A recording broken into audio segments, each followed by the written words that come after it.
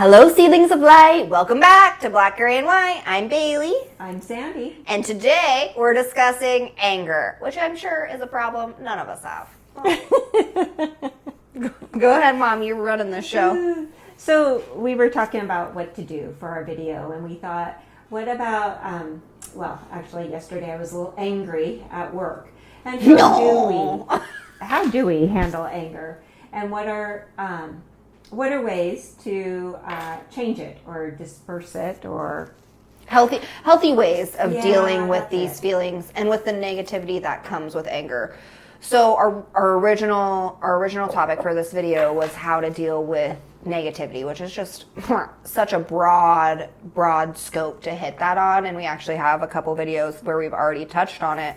But my mom has actually been reading a new book, and she's been learning some new techniques, which has really helped her out. So we just wanted to share those because I think that these are similar situations in day to day. You can filter it from the Christian point of view to universal.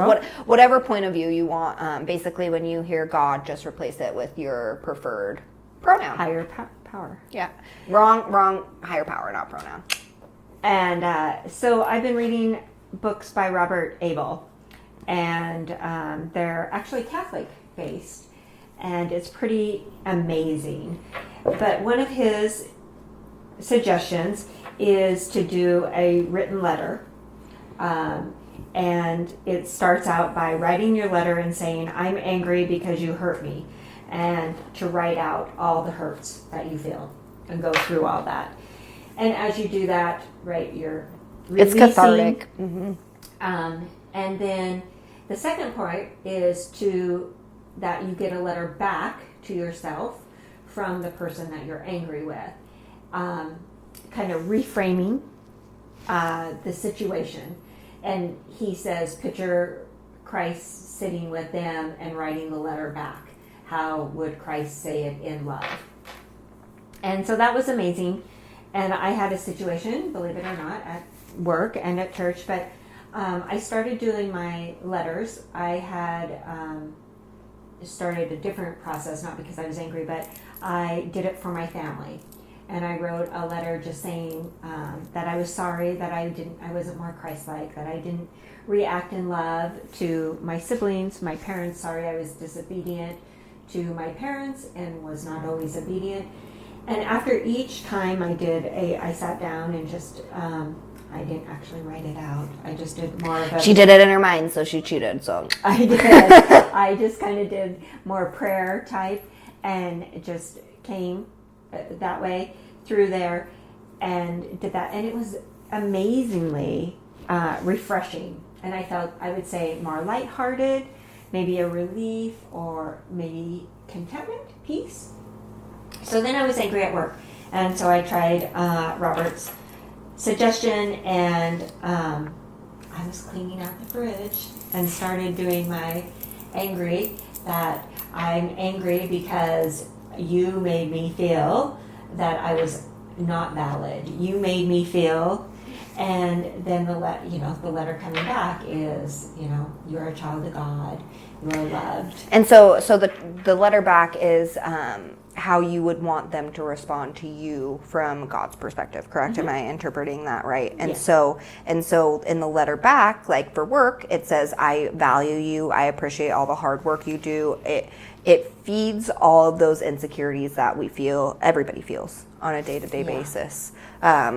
I'm just really proud of myself for being able to pronounce the word cathartic. So you're going to hear it a couple more times in this video. Just that's the word of the day. That's my word of the day. You're exactly right. So word of the day. What this reminds me of is writing a letter with all your feelings and then burning it, which I think is a good way to release those feelings. But what we found through our healing journey is when you release those feelings, you just have a void. So you got to fill that back up with something else. So that's what I really like about this second part, is getting all of the apologies. I touched again on videos still coming out about my molestation, and the hardest thing that I've ever had to do with that process is to forgive without an apology.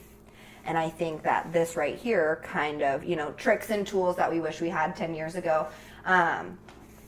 I think that this right here, filling it back up with how you would want them to respond, and it nurtures you, and you feel that feeling, and so you no longer have to hold on to any of that, and you take out a second person's reaction. You know, as much as we wish in a perfect world that we could write these letters out, send them out, and get the response we want back, the chances of that probably slim to none. I mean, if you wrote your boss that letter, you know? Right, and a lot of it can be a preconceived hurt. When I felt why I was angry was when I had worked 6 to 6 hours, 6 a.m. to 6 p.m. days. 12-hour days. I wasn't eating right. I wasn't taking care of yourself. I wasn't taking care of myself, right? I wasn't being mindful. I didn't have my prayers. I didn't have my mindful. And so I ran from a long day work to a meeting, and I said a couple of suggestions, which I thought were extremely They were brilliant, wonderful, obviously. right? Top notch. But how it came back is I was told a couple of other things, and when I really thought about it, I was like, well, I do believe what they had shared with me, but when it was being shared with me, I felt criticized. Now, were they criticizing me? I can't tell you, because my preconceived hurt is I felt criticized. And you reacted from a place of hurt. Yes. So again, I think what my big belief is, we want to change ourselves. That's the only thing other people will change with us. That's why we do these videos. We hope you're joining our team and making a change. But we have zero control over anybody else. We can only control ourselves. Mm-hmm. So when you can get over a preconceived hurt and come back in love and light, then your life is better. And we hope other people's are too. And one of the things that, like I said, forgiving without an apology, when you forgive somebody, you place that burden back on, you give the responsibility back to them. It's not necessarily a burden, but you give them back that responsibility, and you no longer have to carry that. So after you did this, how did you feel the next day at work with the person? I will tell you that the first day I felt better, but then when I saw the person, I did have a little hate fire. I get that. That's way here. I would say anxiety, right? Because I think I still had the perception of that hurt that I needed to heal, right? So maybe more defensive. Okay. Your walls were up, right? Right. You were prepared for battle, whether or not a battle was happening. And one of the things I really enjoyed at my last Bible study is the pastor said, you have what is your best asset and your greatest weakness? And he said, love. So as a human being, our best asset is when we love and kindness for everybody, right? But what's also our weakness is you love and you have a possibility of getting hurt. And so in the spiritual warfare of life is when you get hurt, you put up a wall and you don't forgive. You justify that hurt.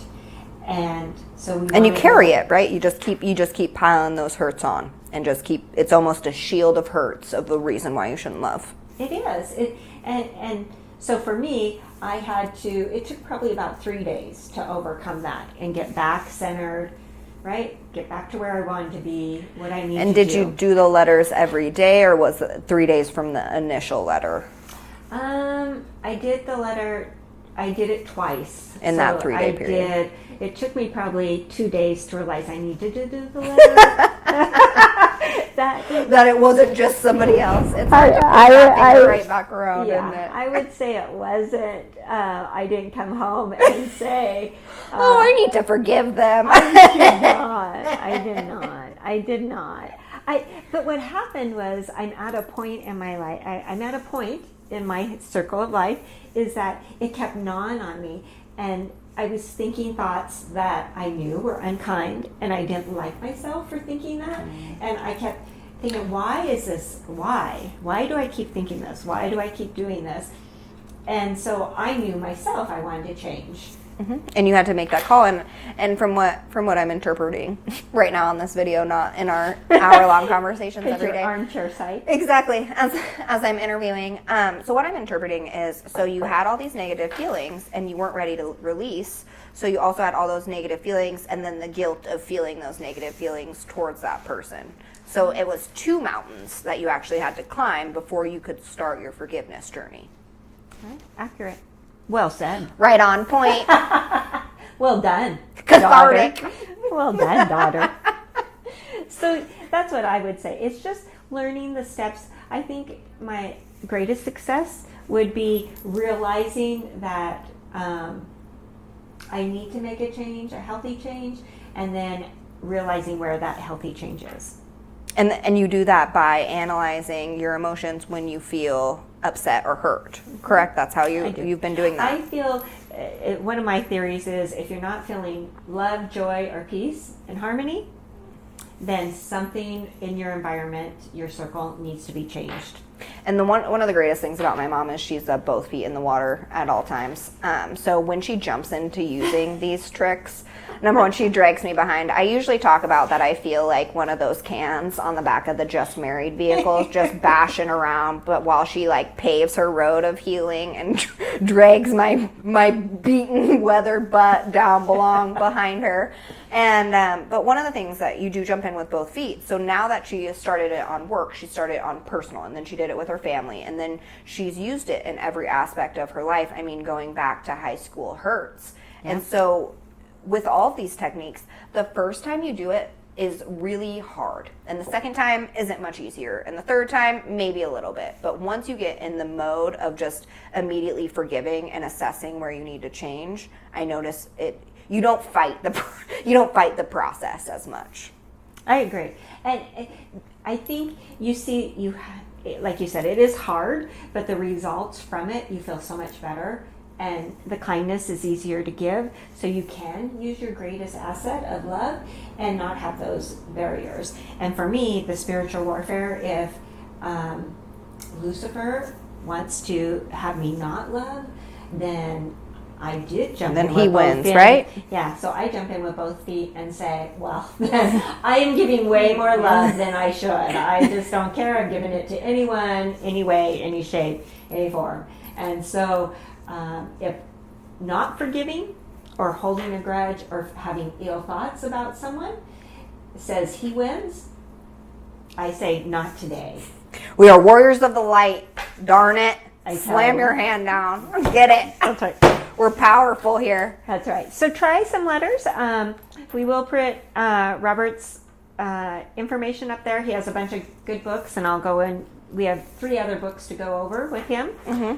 And we're going to recommend that you get these from Amazon. The customer service on this website is subpar. So I would look for them on Amazon, correct? Okay. All right. Sending love and light, seedlings of light. Oh, wait, let's blackandwhite1@gmail.com. And scroll down, leave your comments below. All right. Sending all the love and light, guys. Bye. Bye.